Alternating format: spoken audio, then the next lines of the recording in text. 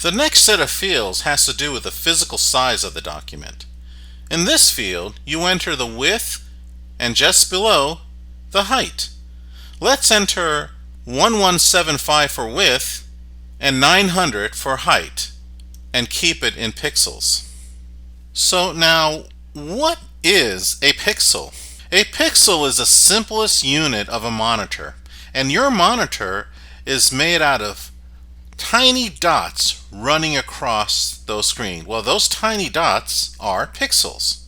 The screen resolution of your computer is determined by how many of those tiny dots run across the monitor. Here is an illustration of both my monitors. The smaller monitor measures at 1280 by 800 pixels, and the larger goes up to 2560 by 1080 pixels.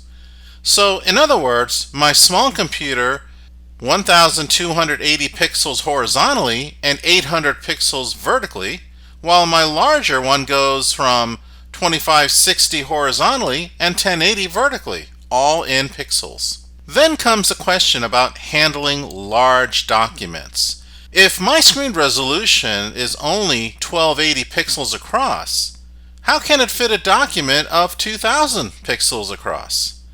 Here's a screenshot on how a 2000 by 2000 pixel document appears in Photoshop. If you look on the upper left of this document, you will see 33.3%. That's 33.3% of the original size of this document. So, in other words, if the document dimensions are larger than the computer's screen resolution, Photoshop shrinks the canvas for us to work on.